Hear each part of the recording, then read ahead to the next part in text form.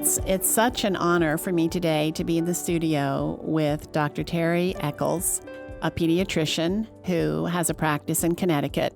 And we are going to be talking about a very painful and difficult life crises. We're going to be talking about sexual abuse. It's a very complicated, multifaceted issue. And you have to have someone who's really ready and desiring to share their story in order to help others. And often this kind of abuse results in such broken people that it's difficult for them to come to that point. We're here in the studio with Dr. Terry Eccles, and I am so honored and privileged that, Terry, you are trusting us with your story. We are on holy ground, I know it, and we are praying for those already who will listen to this, that God will use your story to offer the help and hope that only comes through knowing Jesus. Terry, tell me a little bit about your life, a little bit about your background, how you have come to this point. How did you become a doctor? I grew up in a big family, so we had 9 kids in our house. We lived on what I would consider a subsistence farm. So most of our life came from the ground. We either grew it or we had animals to provide it. And we were very poor. My dad was an alcoholic and he mostly worked factory jobs when he had a job. So we spent most of our time figuring out how to live on very minimal money. My mother was very good at that and very crafty. I think we did what we could to get by, but there was never any expectation that any of us would go to college or that there would be any money to do anything like that. I certainly know that I got a lot of resistance from family members and friends who would say, "What would you like to do when you get older?" And then I would say that I'm going to be a doctor. "Oh, I don't think so." So it happened that along the way, there was certainly a lot of abuse in our household, but through all the providence of God, there were other things provided. And while my mother did not have money to send me to college, eventually it worked out that I was able to get a full scholarship and did 4 years of college with no money spent, and then went to medical school, again, partially on scholarship, finished with a medical degree and went to a residency for pediatrics, and here I am. It's amazing. You made 2 very interesting comments that almost seem to be the opposite. One is that you grew up in a household where there was a lot of abuse, and 2, that God was providential in making a way for you. So we're going to talk about that because I think that those who have experienced abuse, some would find it difficult to understand how you could be declaring that you experienced God's good providence even in the middle of an abusive home. So let's talk about that home and the abuse that you experienced. When did it start? Who was the victimizer? And I want to be real clear as we're talking that when we talk about sexual abuse, that we know that there are all different kinds of sexual abuse. Some studies say that 1 in 3 women have experienced abuse. Others say 1 in 5. And we're not saying today that every woman who has experienced abuse has experienced it to the depth and degree that Terry has experienced it. But we know that many have. You're right. Not everyone will have experienced this to the same degree that I did, but many will have been much worse. I don't propose to think that I have suffered the greatest that there is. I have certainly spoken to women who have suffered much more. We want to be clear that we're not just talking about abuse as inappropriate behavior. We're talking about abuse as criminal behavior. Our culture is finally addressing the criminality of this behavior and this abuse against children. We know that it's rampant, and we're hoping that this resource will not only tell Terry's story in a way that offers help to the abused, but will also offer a platform for helping us to rescue children before the abuse. So tell our listeners about that abuse and what it was like to live in your home. My situation really came out of what I believe to be my father's acting on his learned behavior. He was a man who came from a family where his mother had been a prostitute, and he had one brother that he knew of, and he and his brother were raised by their grandmother because his mother early on had gotten sick. She died from TB. He lived in a house with his mother and his brother for a long time. It is conceivable that he may have been the product of one of her we'll say John's, I suppose. Whatever he learned, whatever he saw, whatever was part of his life, I think influenced his future actions. But for whatever reason, and I don't say that to give him excuses, but more to say that none of us are what we are independently. So we all come to where we are because we're part of other people. His experiences led him to be what he was. And by the time I was 5, just before I started kindergarten, he had sort of already targeted me as a person that he thought he could begin grooming for future sexual encounters. So at 5 was the first time that I can remember that we had any encounter where I thought that something was wrong. Certainly he was loud and he was abusive to my mother and he was cruel in other ways. But on that one instance, he had taken me into the barn that was behind our house. And I won't give you all the details, but in about a 10-minute activity, had started touching me in a very personal, private way that even though I could not have explained to you as abuse, I knew was wrong and certainly was very uncomfortable with. And after that, every year, every day, things were more involved. They were more significant. I had my first actual sexual intercourse with him about 8.5 or 9 years old. And then that continued up until 13, when I actually was able to say to my mother what was happening. And then after that, because he did not leave our house, there were no more intercourse episodes, but there was continued touching and intentional manipulation of parts. You talk about, you just mentioned that you told your mother when you were about how old? 13. When you were 13. In your book, you describe that episode, and I think it touches on so many aspects of your story. I'd like for you to read that, if you would, right from your book. Sure. Suddenly, I was a part of the trees around me. I was unfeeling and unreachable. My mind soared in the treetops with the birds. Eventually, the heavy breathing and thrusting ended, and I was reunited with the aching between my legs and the warm, thick liquid making its way down my inner thighs and staining my shorts. He let me go, and I ran, fast, faster, and the more I ran, the more I knew I needed to tell my mother. She can help. She loves me, I think. As I approached the house, I could see my mother outside in the yard hanging out clothes to dry. She looked up and caught my eye, and there was a silent understanding. This is serious. She walked over to me and asked me what was wrong. Without thinking, I blurted out, "Your husband just forced his pecker into me." She did not doubt. She did not question the truth in that awful statement. Instead, she said, "Doesn't he know he could get you pregnant?"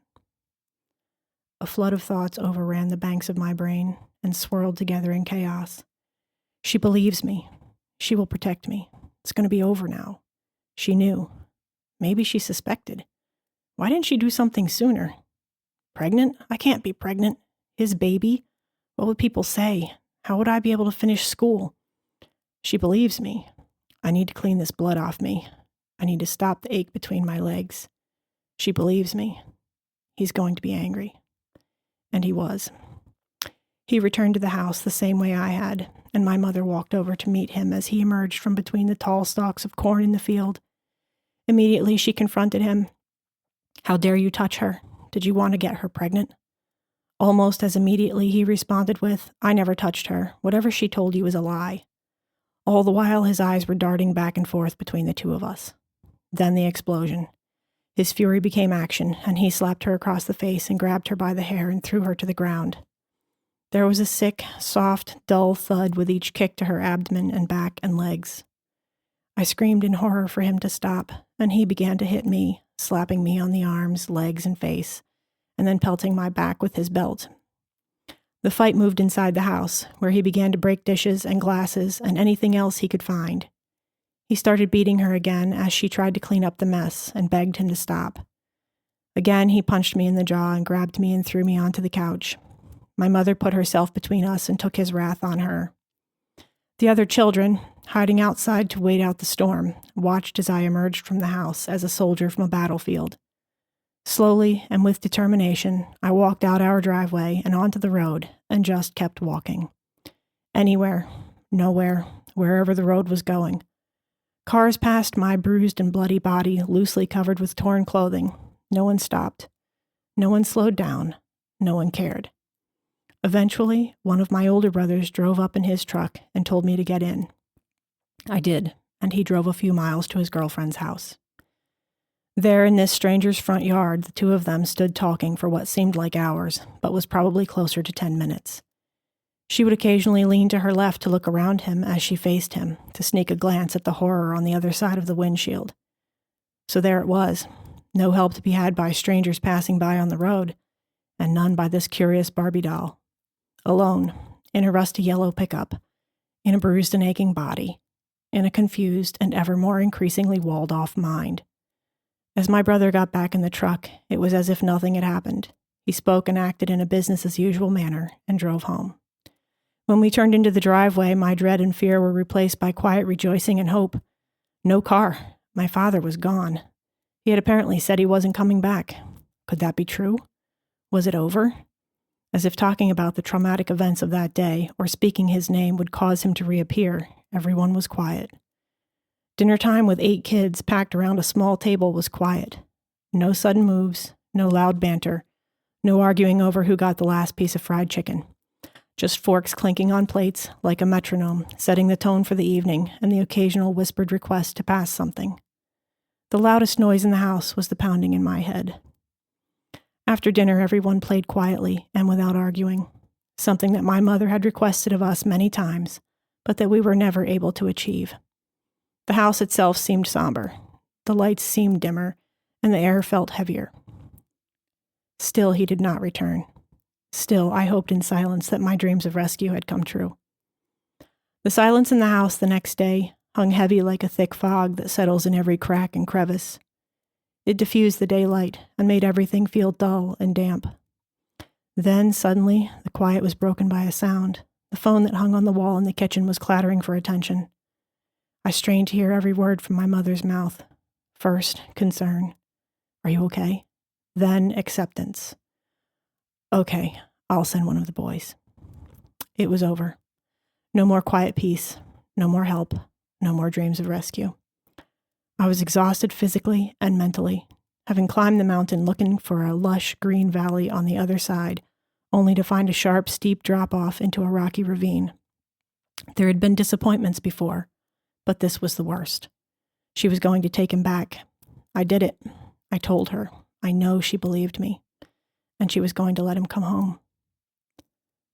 Later that day, he stumbled as my brother supported him on one shoulder and led him into the house and into my parents' bedroom. There he stayed for 48 hours, vomiting into a plastic ice cream bucket, passing foul-smelling diarrhea in the sheets and on the floor, and sleeping off his drunkenness. All the while she cared for him. All the while she became a stranger to me. I couldn't look her in the eye. There was a vacant resignation there, like a dark veil hiding the woman I thought loved me. Now I wasn't so sure. Had she really ever loved me? Was I actually lovable? She must not love me, or she would help me. He must not love me, or he wouldn't hurt me. What was wrong with me that made me so unlovable? It had to be me that was the problem, because my brothers and sisters seemed to be doing just fine. When he regained his strength after his drinking binge, my father took me outside on the porch and laid down the ground rules. He said that I had stabbed my mother in the back by telling her those things, and that I had caused all of her pain. He said that he could have helped me in many ways, and he could have made my life easy. But now I had put an end to that. He would now do everything he could to make my life hard. He would never help me with anything. I wasn't aware that this represented a change from the previous situation. Still, I accepted what he said like a criminal accepting a sentence imposed by a judge. We were going to coexist in this house, and he had promised my mother that he was never going to be alone with me again. That was my mother's compromise. That was my sentence. That is such a powerful portrayal. And every time I hear it and read it, I imagine a 13-year-old girl. And I think that's what you have to do when you hear something like this. It's not you, the doctor. It's that 13-year-old child who was so desperately alone and I think it's important for people to understand the depth of the pain so that they can see the absolute glory of the redemption in your life. So you've told your mother. Now that relationship is absolutely broken. You are in a house of people who, as you've described in your book, some of your younger siblings blamed you for destroying their home because they didn't get it. No one else knew what had happened. Your mother didn't tell your siblings what your father had done. And so you are now the target of, you're the one who's caused all the problems in the family. So what did you do? What was your response to this horrifying moment in your life? After she took him back in, I decided that really my only actions could be preparation for future. I stopped thinking that we were ever going to get away from this or that there was ever going to be a rescue of any kind. I decided that that was a child's dream. And so instead, I started to think about, okay, I just have to get through these next 5 years. When I get done high school, I can leave here and never come back. And I don't have to talk to these people again. I don't have to see any of these people. And I'll just get away. And so that was what I did. I just focused on schoolwork and doing what I could to be sure that I was going to be able to get somewhere. And along the way, I invested a lot of time in trying to protect my siblings from what I thought I could. I don't think there really was very much protecting that happened. More, it was a hope to protect them. There certainly were times when I was able to come between them and my father. And after he had returned to our house that day, there was a different dynamic between us. He never was brave enough to attempt a situation of intercourse with me again, which could have happened because there were days that could have occurred. He was nervous to some degree because I had said something and I think it had planted the seed that maybe he wasn't completely in control. I didn't understand that at the time. So there were instances where he would try to exert his control over me by walking by and touching my breasts or running his hand up between my legs or, something just to make sure that I understood he was still in control. But if something was happening or something had happened that one of my siblings was involved with, and I stepped in and tried to take responsibility for that, it would definitely save them. Because if he thought I was responsible, he would let them go. But he never did hit me again after that. He was afraid to fully exert his power over me. So while I didn't recognize that at the time, I can see now that he had already started to lose some of his power. It didn't feel like it to a kid. Terry, why didn't you go to another adult? Why didn't you talk to somebody at school, a neighbor, somebody at church? You described that you're involved at the church. You went to church every Sunday. I mean, looking back, why didn't you ask for help from somebody else? I didn't think I could.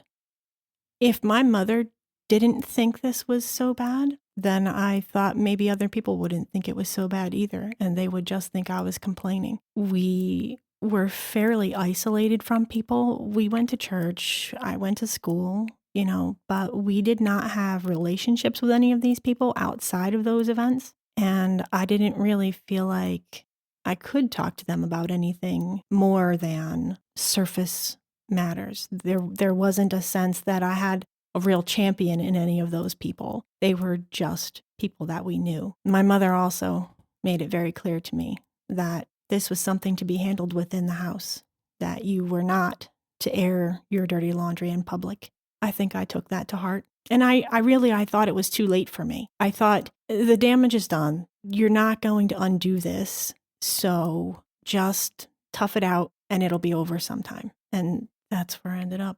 I remember reading a story a long time ago about a judge who said that when he would have abused children in front of him and he would ask, would you like to go, you get to choose where you're going to go. You can go to this foster home or you can go back with your abusive parents. And he said he was shocked by how many times the child would say, I want to go home. And his conclusion was because that was familiar to them. That's all they knew. The idea of going somewhere different was more terrifying than going back to the abuse. Do you resonate with that? Do you think that's a true conclusion? Yes, I write about it in my book. It's very scary to think that you're going to have to do things in a different way than you have, that you're going to have to live in a different way than you know. Even if it's bad, it's what you know. It's what you're comfortable with. And even though it is bad, some of it's good. And that's the other part that's the draw. It's the reason it's easy to stay. Because even in a house where the most horrific things are happening, there are good things. There are birthdays and baseball in the side yard and all those things that kids enjoy. And it's not every minute of every day where you feel like it's total desperation. It's normalcy as much as you can say that word, punctuated by these terrible events. And so it's easy to convince yourself that it's worth sticking it out through those times to have the rest of it with people that you know, in a place that you know, with rules that you understand. So you're 13 years old, and you know that there's not going to be any rescue from the people that should be protecting you and caring for you. And you do describe how much you loved your mother and how much you appreciated her, especially as you got older and you looked back over how she cared for you. But now you're still a child. In my eyes, you're a child who now has to be a grown-up and take care of herself. So you throw yourself into school. As you become that student who would be the top student in her graduating class, what happened along the way that gave you the courage and the hope that it was time to try again to report your father? Probably a combination of events. Going through the process of deciding that I'm never going to get out of this, or worse yet, that maybe I'm not worth rescuing from this. The only way a person can say that that's really the case is if you're only ever in this prison that's been built around you. And this is where it's so important about the people who interact with you from the outside. Because if I didn't ever get outside those prison walls, if I didn't ever meet other people who lived in different ways and thought different things, then I would still think that what was happening to me was acceptable. Not okay, but acceptable. So there were multiple things that led me to be able to report. As I got older, I started taking on a lot of babysitting jobs. So I was in different houses. I saw how a lot of different people lived, and none of those were like what I knew. They weren't all the same. And that was interesting information too, that not every one of these houses had people who lived life the exact same way, but they were all different than mine. And from what I could tell, they didn't involve intentionally hurting your children. So there was this knowledge that I started to have that some adults might be trustworthy and some of them might have your best interest in mind. And so maybe some of them can be trusted. And I think I just sort of tucked that away and held on to it for a while. And then by the time I was 16, I noticed that my father was looking at my youngest sister in a very peculiar way. And I recognized something in that look, and I thought, well, I certainly can't let that happen to her. And that's where that bit of courage came from, I think. I had learned that background knowledge, that some people could be trusted and that some people really did seem to have children's best interest in mind. So that when it came to this point of my seeing that she could possibly be starting to walk the same road that I was, it seemed okay to think that maybe I could do something, but it would have to be done outside the house with some of these people that didn't live with us. And that's why I was able to eventually make that report. And who did you report it to? One of my teachers. Throughout your story, and I hope that many of our listeners will get your book so that they can get the background, but you do talk about some of the teachers, how important those relationships were, the school nurse, particular teachers that you began to kind of test the waters as to whether or not they were going to be trustworthy. And the great responsibility, but also privilege that grownups have to be on the alert, to be sensitive, and to become a safe place for a wounded child. And so thankfully, there were people in your life that loved you and cared for you and took seriously the responsibility for helping you, for rescuing you. So you reported this, and there was an immediate response by the authorities. What happened next? They sent some detectives to my school, and they took down my story for what I was able to verbally give them. And then they asked if I had anything that could corroborate what I was saying. Could I put dates or times or other things together that would make it more clear that I hadn't just invented these stories? And of course I did. I had been writing things down. And so I'd brought with me a couple of notebooks where I'd been putting in dates and things that had happened. And so I had given them those pieces of information, and it made it very easy for them to quickly know that what I was saying was real. Why did you do that? Why did you write things down? It was the only way that I could deal with it. I didn't have anybody I could talk to about it. And if you just keep that all in, it's poisonous. But if you can even write it, even if no one else ever hears it, if you just write it, it gets it out somewhere. And in writing, I process. Everybody has their own way of dealing with things. Not everyone writes. Some people call their girlfriend on the phone or whatever it is. But and I certainly do process through conversation. That's happened many, many times in my life. But if I can't get conversation, writing is an adequate means for me. And as I wrote those events down all along, it seemed important to me to keep it. And I don't know why. I suspect that was the Holy Spirit's doing. It just seemed like the right thing. So you have reported this. The detectives believe your story. Your father is arrested. Long story short, your father is sent to prison. You tried to live at home.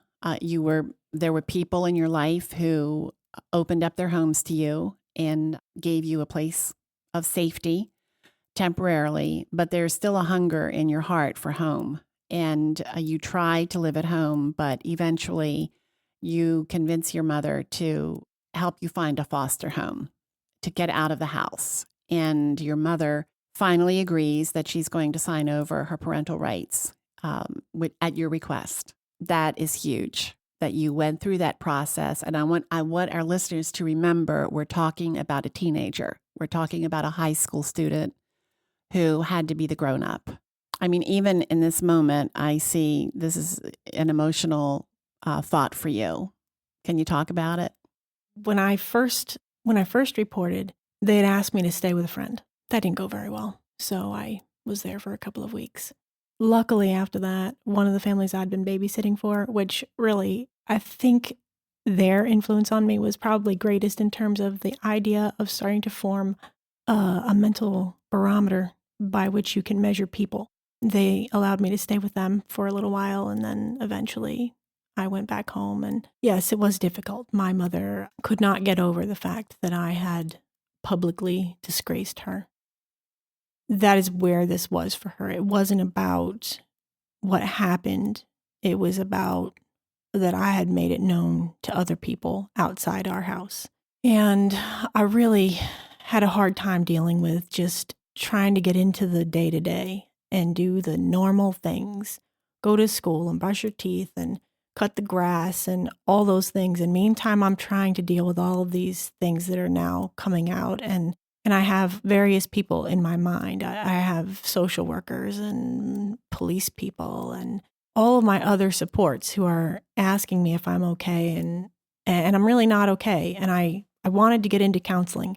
And that was really the breaking point for us because my mother refused the idea of counseling. She thought that was a terrible idea, that a person should never talk to a stranger about something that was happening in your house. Because we didn't agree on the counseling piece, I ended up asking the people that I had been babysitting for if they could help me out. And they helped find a wonderful Christian counselor and then transported me. And that is no small feat. It was 25-30-minute ride one way. And we, in the beginning, were going twice a week for a long time. And then eventually that went to once a week. And then, eventually we went to about once a month, and things kind of were a little easier. But that's a lot of time invested.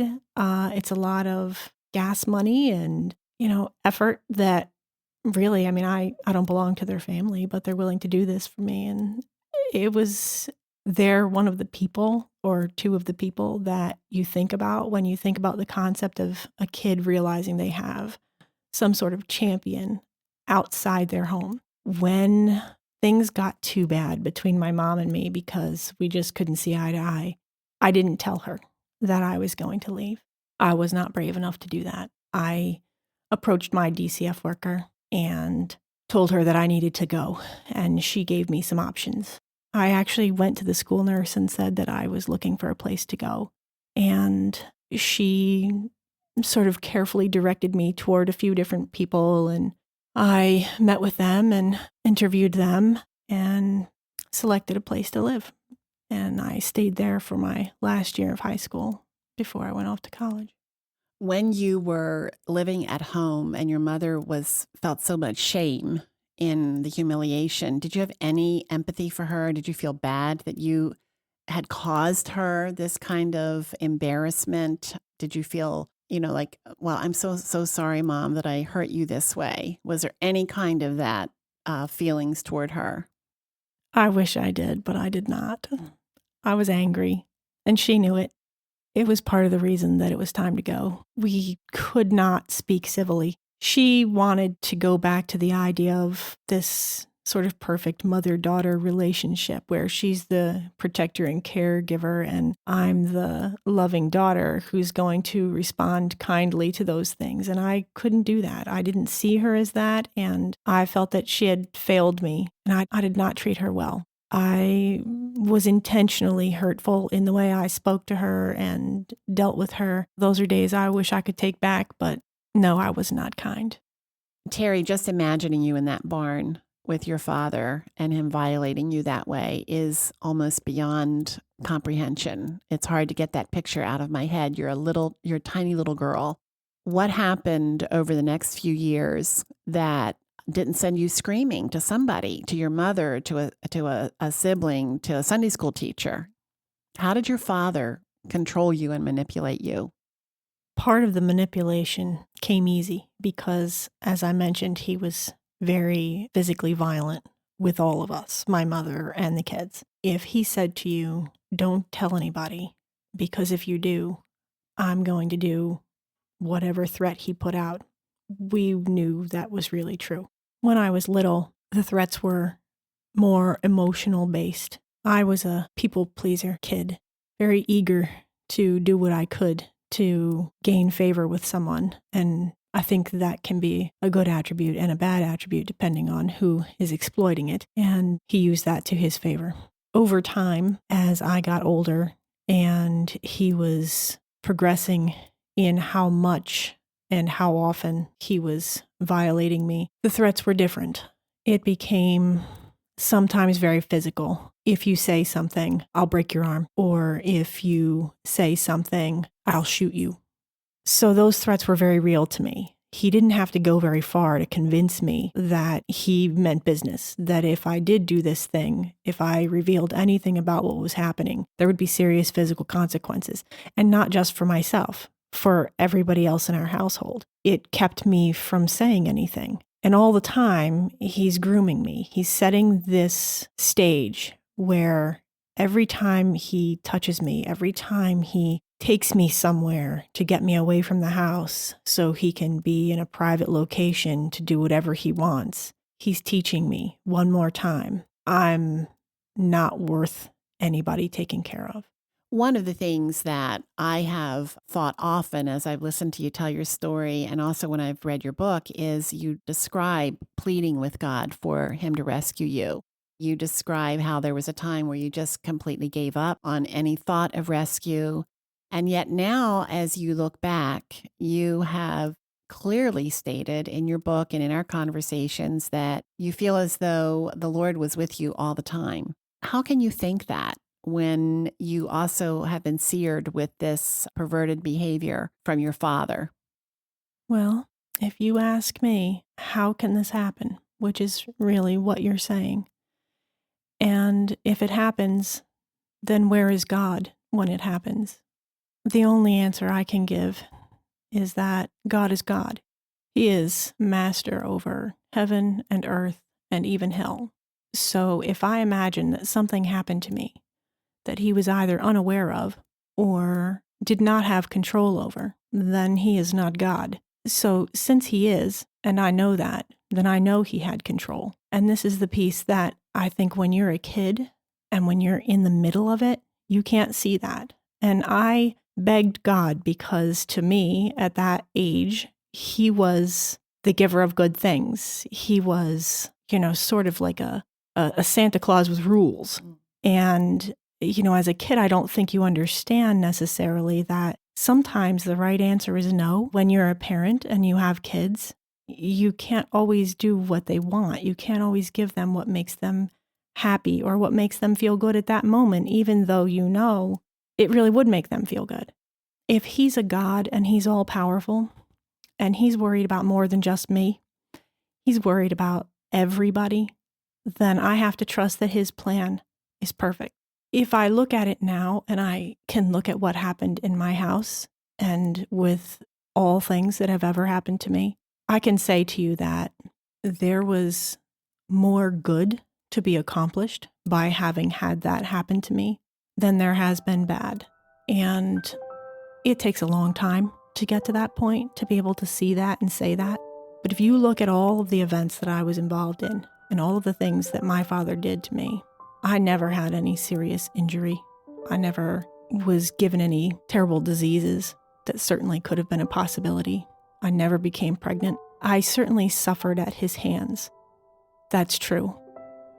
But none of the worst consequences that could have happened, including death, came my way. That's the protection. That's where you can say, God was there. I don't believe that you can take a lot of trite sayings and put much belief into them, but I've heard people say that God does not protect you from what he can perfect you through. And I think that's true in this situation for me. I think I was given a certain set of skills that he knew I would need to survive. And he was there orchestrating all the time the various different people who rose up in my life to be those champions and defenders and all those great words. There's no other way to look at the path that I have been on and see anything else. Part 1 of this intense interview paints a picture of betrayal and eventual freedom. In Part 2, Dr. Eccles shares how God is redeeming the pain of her past and giving her purpose and joy in her everyday life. Terry, I think about your passion for protecting children now. Describe how you see God using your life story in a way that is impacting others for good. It isn't even just the story. He uses the story, and he will use the story because people will read it and they will learn something, either about themselves or about a neighbor or a friend. And maybe they'll get involved and maybe they'll do something. But more, he's going to use that I was able to. I have the perfect privilege of having a pediatric practice, which means that I spend my days with children and families. And I have many, many people that I get to have some sort of influence over what happens in their life to whatever degree they will allow. And I use these things that I knew, that I felt, that I wish someone said to me, or that I wish someone had done for me, to try to improve what's happening for all of those people who cross my path. I don't want to think that there would ever be a kid who would come through my office who would not hear that message of, you're important, someone cares about you, and these things are not okay, ever. And if they ever happen to you, not only is it okay to tell, but you should tell, and you must tell. And when you tell, I will believe you. And what about their parents? How do you educate children in this way in your practice? I mean, you're a busy doctor. You only have a certain amount of time with your patients. How can you be intentional? How are you intentional in equipping children and their parents? I educate them together. So when I have a conversation with kids, it depends on how old they are, how that sounds. But I have a routine set of things that I go through starting at 3. So at 3, I say to the parents, this is a time that you need to start talking to your kids and make sure that they understand what parts of their body are private. They need to know appropriate names for boy parts and girl parts. And you should start talking to them about a list of people that you think it's okay to look at and touch their private parts. Then at 4, I start a discussion with the kids. So usually 4, 5, and 6, definitely 4 and 5. When they're here, you're in our office for a checkup. I spend 5 or 10 minutes, however long that takes with them, and go over what sounds like a laundry list of safety for them so that it doesn't come out as this odd thing that she just threw out at me. We start with, what do you have to do to be safe in a car? And we talk about seat belts and car seats. And then we talk about parking lot safety. And then we talk about what do you do if you're outside and someone approaches you and wants you to come with them. And then we talk about, did you know that some of the parts on your body are private? And if they are unaware or just embarrassed enough not to say, then we go further with that discussion, and we talk about, how do you know what's private? So I define that for them. Private means it belongs just to you. And then I ask them, have you ever been swimming before? Yes. Okay, did you wear a bathing suit? Yes. Well, why do you have to wear a bathing suit when you go swimming? I don't know. Well, can you go swimming naked? No. Why not? I don't know. So then I say to them, you don't go naked because that way the people that you're swimming with can't see your private parts. So then we now have a definition of what's private. Private is covered by your bathing suit. So then we talk about, if you're a boy, you have 2 private parts. And if you're a girl, you have 3. And that's as far as that discussion goes with them. I don't make it very weighty. And then I make sure they understand that because they're private, only certain people get to look at them and touch them. So only you, because they're yours and you have to keep them clean. And then we talk to mom or dad or whoever's there with the kid and find out who those allowed adults are in their life. So we'll define them right then and there for each individual kid. So for some people, that might just be mom. For some, it's going to be mom, dad, and grandma, or whoever it is. And then we clearly lay that out. So then I repeated it again. All right, now in the whole world, the only people that get to look at or touch your private parts are, and we talk about it. And they only get to look at or touch if they're helping you to get cleaned up or helping you get dressed, or if you've been injured and you need to show it to them. I don't give blanket rules for you can touch, even to your parents. I don't care. There are some times that that's okay, and sometimes it's not. I think that's a very good point because your father was the one who was touching you. And so you have to be specific about the purpose in the touching too. One study that I read said that children are most vulnerable to sexual abuse between the ages of 7 and 13 years of age. So I can see why starting when they're 3 is so important and helpful.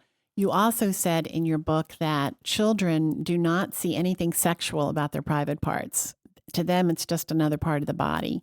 So it's such a good time. The parents don't have to be embarrassed. The parents can learn from you.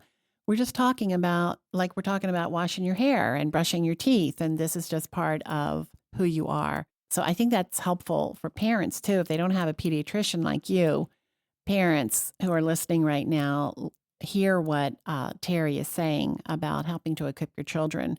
What about teenagers? Speak to that teenager right now who feels uncomfortable, maybe has not experienced everything you've experienced. Maybe they would say, well, it's not that big of a deal, but in their hearts, they feel uncomfortable. What would you say? Let's say you have somebody like that in your office. How would you help that teenager? It's a big deal anytime. That's the first message. And it doesn't matter if it's the first and only time or if it's the 25th time. It's a big deal anytime. And it doesn't matter if it means someone just touched you one time or if you've been part of, repeated terrible abuse. It's always important. And it's important because God made you. That means you're important. And if you're important, then anything that happens to you is important. It's important to me. It's important to him. So we need to make sure that you are well cared for. I draw lines for my teens about what's okay and what's not okay. And they understand from me very clearly that I feel like there are some things that should never, ever be allowed. No one gets to be physically harmful to you. No one gets to force you into any kind of sexual activity. It's just not all right. Anytime I suspect with a teenager or they've come to me and said that something has happened, my first response to them is how sorry I am for them. And then my second is, what can I do for you? It's going to be different for everybody. And none of them answer that question the same because we all have different experiences, different families, different thoughts and needs. Inevitably, if you're willing to put it out there that you're willing to do whatever it takes, you tell me what you need and we will do it, they will trust you and they will come around to, though they may not already have figured it out, they will come around to what it is they need. And then we work out how that's going to happen. Whether that means they're going home with their parents today, or we're going to be calling somebody, or they're going to wait in my office and I'm going to have somebody come and talk to them, or what that's going to look like. And I'm, willing to do any and all. Talk to the parent whose child has just told them the neighbor next door did something that made them feel really funny and strange. How should the parents respond to a child's quote unquote confession or words that they know something bad has happened to my child? If you're that parent, first you're going to want to know exactly what. So I imagine there's going to be a certain amount of questioning. What happened? How did it happen? And that's okay because you need to have some idea of what they're talking about. But I would say the very next thing needs to be a whole discussion about how incredibly brave this kid is for just having told you this and how happy you are that they've come to you and that you are going to do everything you possibly can to make sure that this is taken care of. And then I would encourage you not to go off and try to fix it yourself. There should be no private arrangements made between you and the neighbor. There should be no sweeping it under the rug. If you say in one breath that you believe them and you want to help take care of this situation, but you do nothing, they understand the real message is that either they weren't worth your taking care of or you really didn't care about it in the first place. So you have to be careful that once you've heard it, you act on it. It doesn't matter to me whether you confront the neighbor or not. I would probably recommend not. Your next best step is to call somebody in authority. Go to the police department. Call somebody, a counselor who can get you hooked up with the right people. Do everything that you can to make sure that your child understands you heard what they said, you believed it, and that you are willing to make it right. How important is that initial response from any adult to that child? I think it's very important because if I think about what my mother did when I first told her, she responded in a way that let me know that she didn't doubt what I said, which meant that she either knew or suspected, or that she thought it was okay. But she did immediately confront him. I understood from that she thought it was wrong, but she couldn't follow through. And so she allowed him to come back. So your immediate response is very important because it's going to let your child know whether you're really in their corner or not, but it's weak if you can't follow through.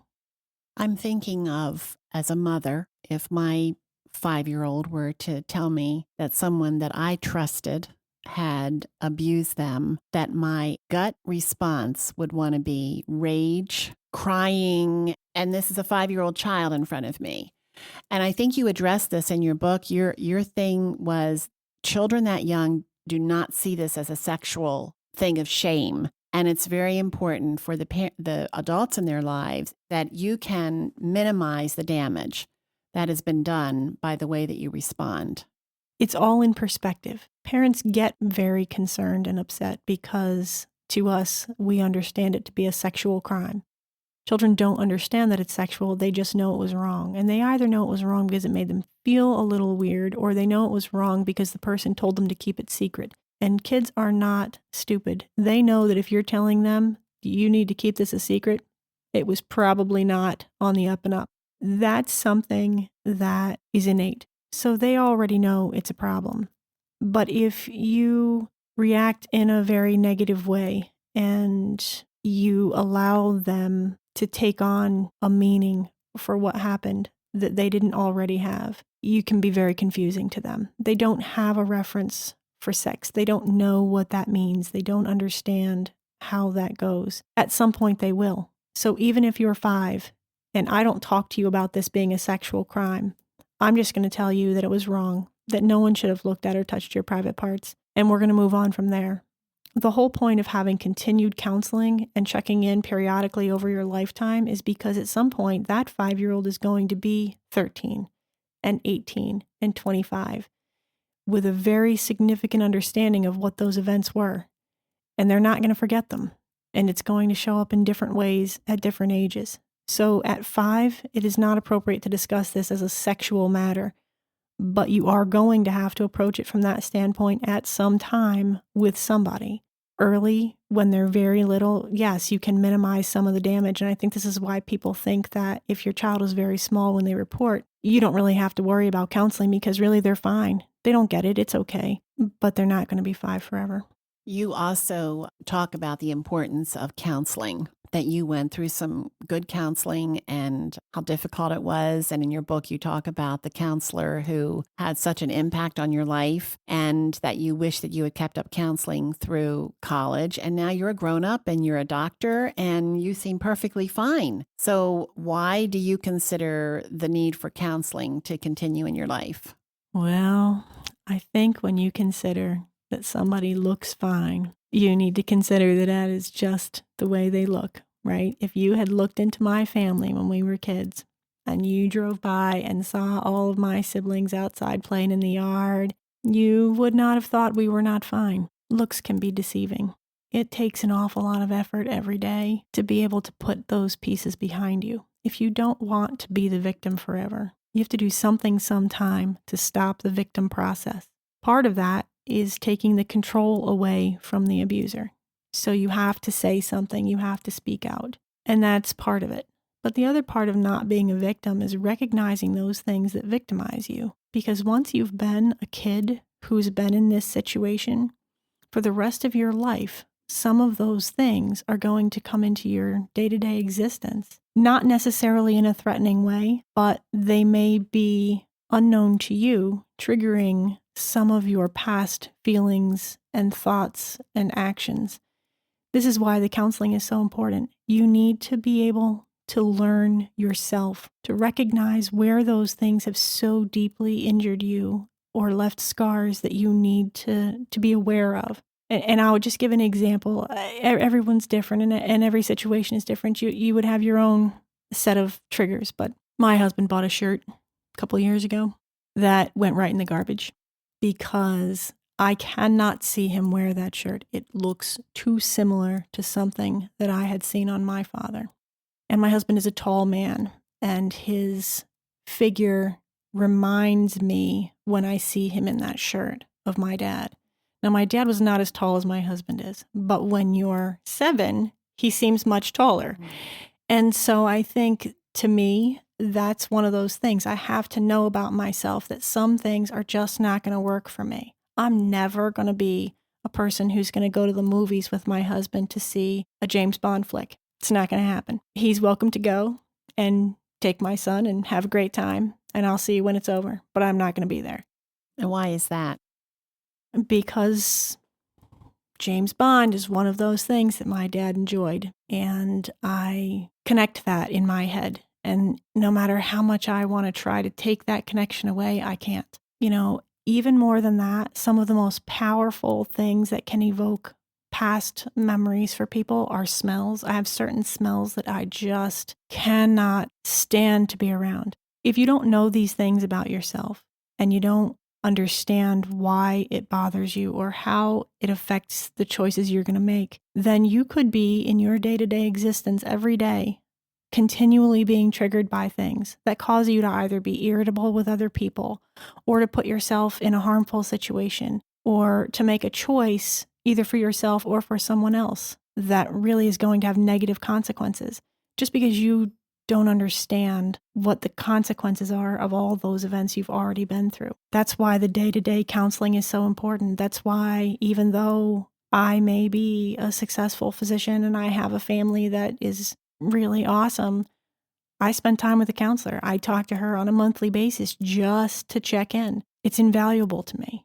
Over the years, when I've talked with women who have experienced abuse of any kind, not only sexual, but parental, physical, emotional, I'll try to explain to her that she views life through broken lenses and that she needs people in her life to speak truth to her over and over and over again, that she could accept the truth and for the next month or 6 months say, okay, I see that. I get that. What my brain is telling me isn't really true, and I'm working hard to overcome it. But then it slides away. She needs somebody to come alongside that she trusts, that empowers to say, this is what the truth is. I know I'm not seeing it. When I was in chemotherapy, I was out of my mind sometimes with my emotions and fears and depression. And I finally came to a point of saying to my husband, you have to tell me what the truth is, because I realize I'm not seeing truth anymore in my life. And so would you say that's a pretty good description of a wounded person? It's kind of like their eyeglasses have been shattered. I agree. And so that kind of counseling, which is hard work and painful, I would bet it's extremely painful to have to unpack that baggage. But that regular counseling is critical. When you find someone, how do you find the right kind of counselor? The first counselor that I came to, I'm sure it was divinely inspired. I first went to see the pastor at my church, and that lasted for just a very short time before he was able to give us a recommendation for this other person, which is where we ended up. He was an amazing Christian counselor. He'd been counseling for a long time and had lots of experience with people who had been through abuse. All of those things made him the perfect candidate for me. He was very gentle in the way he talked to you. I think that made a big difference for me. But really, I don't know how I came to find him, except to say that I think that it was divinely inspired. I was out of counseling for a long time before I found the counselor that I have now. And I came to know of her through a Christian counseling website and had recommended a few patients to see her. I liked what I heard coming back, and so then I ended up calling her to go and visit with her myself. We've had such a great therapeutic relationship that even though she has since moved, I've maintained a relationship with her, through Skype. So where there's a will, there's a way. What role does your husband play in your healing process, in your everyday life? Does he get involved with the counseling? Was he aware before you were married of all of the experiences that made you what you are? How has this impacted your marriage? The one-word answer is I would say it's impacted my marriage negatively. However, there's probably a lot more to that. My husband was aware when we married that there had been child abuse. I actually had given him a lot of what I'd written to read before we ever got married. I think my husband, like a lot of people, didn't want that for me, didn't want that hurt or pain. And his response to that was to say, well, we'll just put that behind us and move on. That really doesn't work very well. He never wanted to speak about that again. There just never was going to be discussion about it. I think I didn't really need him to be a counselor for me. I wasn't looking for him to hash through all of these things with me, but it definitely impacted decisions that we made as a couple. And because he was so quick to dismiss what those events meant to me emotionally and mentally, I very quickly found myself falling into a situation where I allowed him to choose what we did, how we did it, where we went, and just kind of falling into that same pattern of allowing a dominant male to dictate my life. Now, he wasn't harmful in that he wasn't trying to hurt me. I don't mean to say that, and he certainly is not a physically aggressive person. but definitely it affected our ability to have adult conversation and discussions about things where there was a real give and take.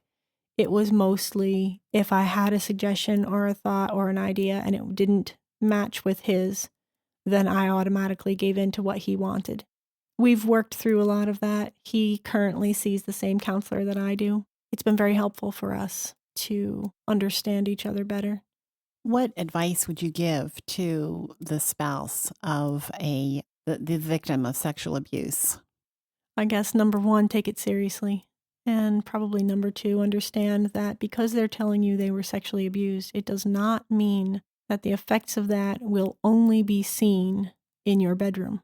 Yes, it's going to affect how your intimacy looks and feels, but it is also about every decision, every word, every argument that's ever going to happen in your house. It's about how you argue. It's about how you interact with each other, what you say, all of those things. So it would be well worth it if you're marrying someone or have married someone who's been through this to go to counseling together for a while to start to understand what that mindset means and how you can better help them through this process and yourself. In your experience, I'm sure you've talked with a lot of people who have experienced sexual abuse, married couples. Is it possible to have a healthy sexual relationship in a marriage when there is abuse in the background? I think it is possible.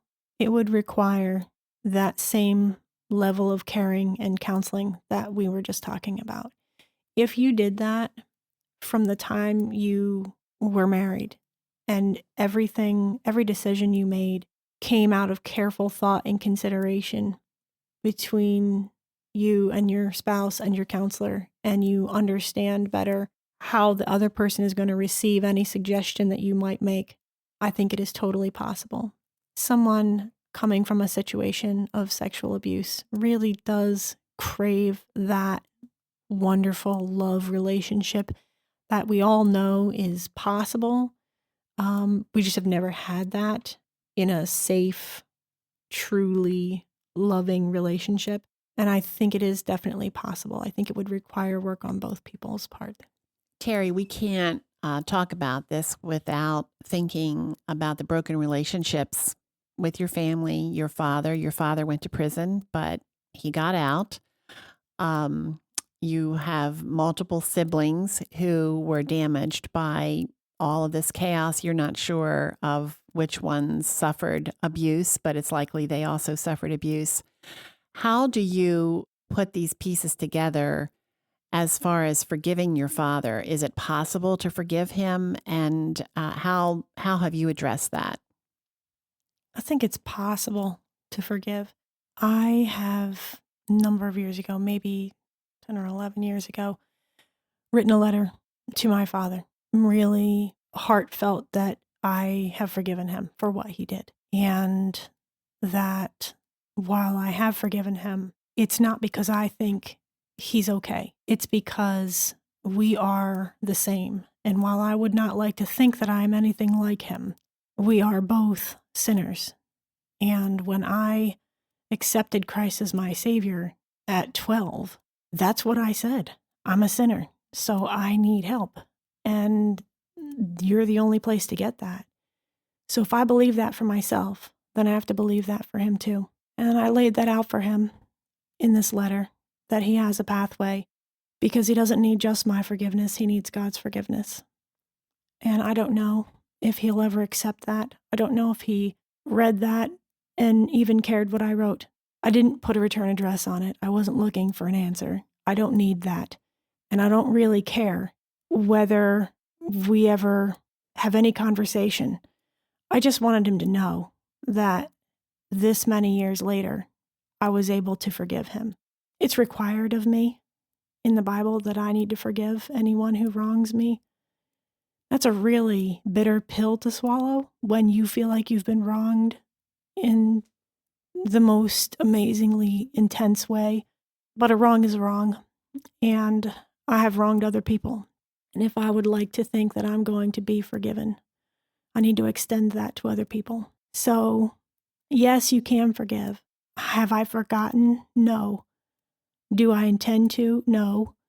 I think that would be silly of me to do that.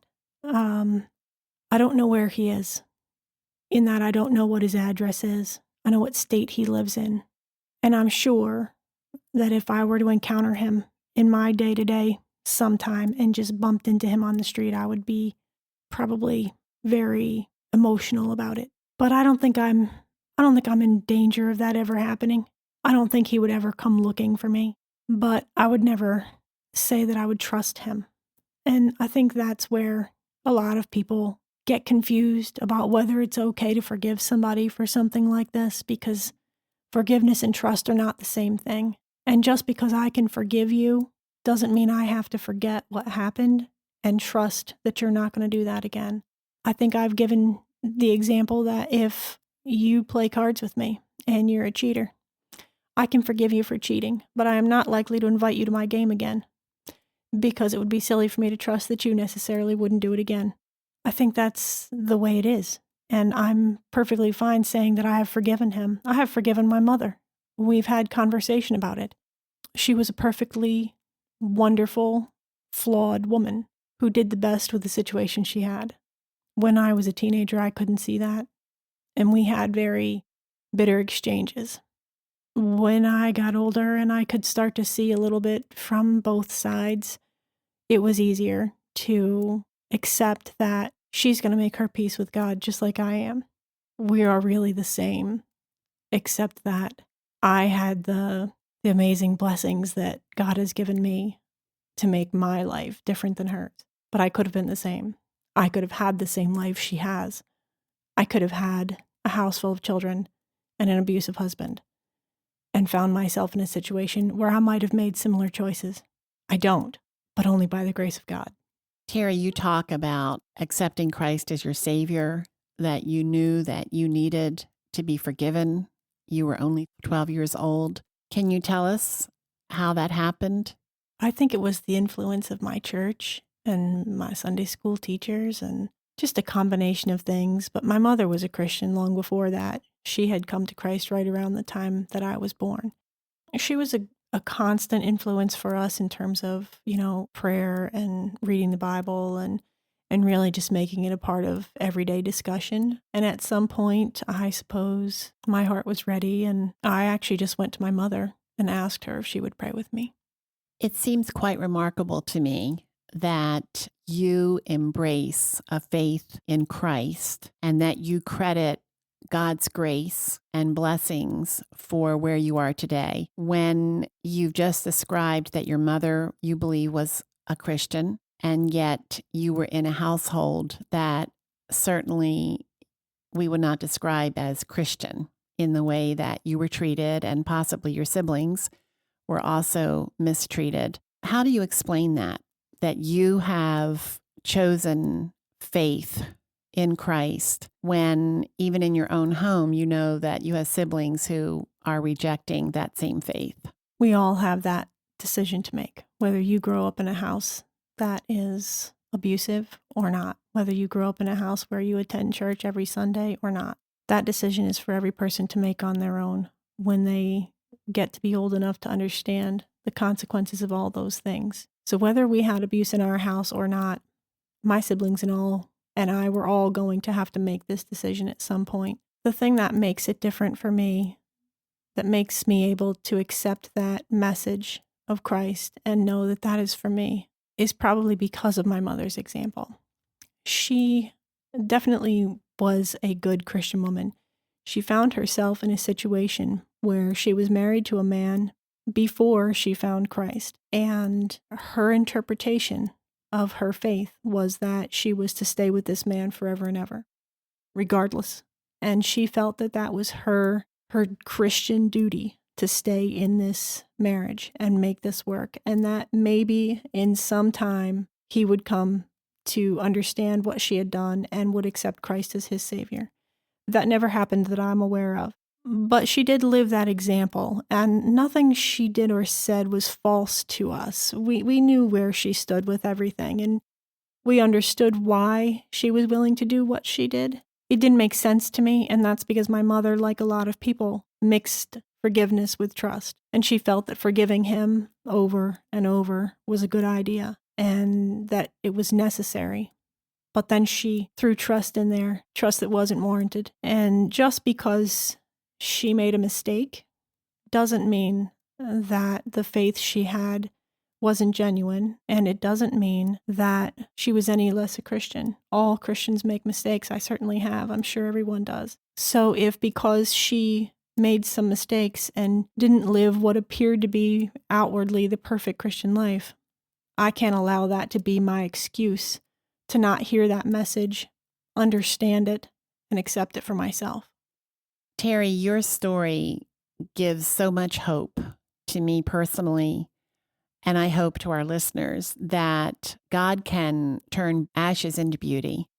That your conclusion about yourself when you were 13 years old, that there was no hope, that you were worthless, that you were broken, and nobody cared, has been transformed into a life that is impacting so many other people and protecting children, equipping parents, and sharing the help and hope that is rooted in your relationship to Jesus Christ. And it's such a privilege for me to know you and to listen as you share your story with that heart for helping others. Your book is just packed with more of your story, but also very practical things that we can do to protect children and to help other women and men who have been abused. And I think we want to make sure that we know that sexual abuse is not just about girls, it's about young men as well. And in this age where we're hearing about institutions and churches that have hidden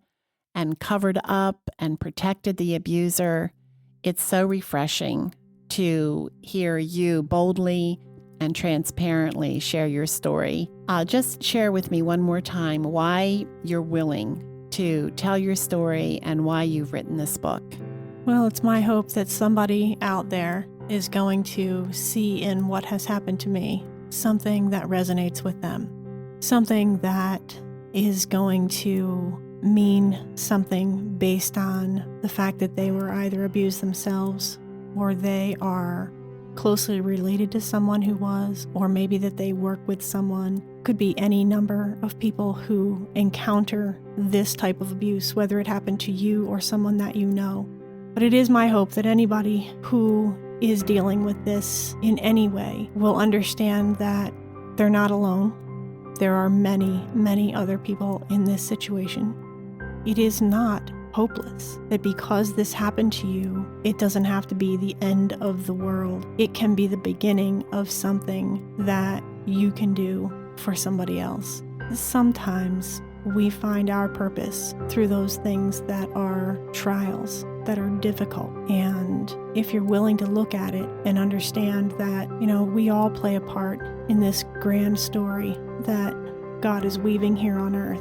We just have to be willing to be the part that we've been called to be and to do it the best way we can. So I accept what's happened to me, not because I'm glad that it happened, but because I'm glad that I'm able to use that to help other people, either to prevent what could have happened or to bring it to light early enough that there's not this deep, repeated scarring. And I hope that people understand that this is really, truly a message of hope. There is so much more joy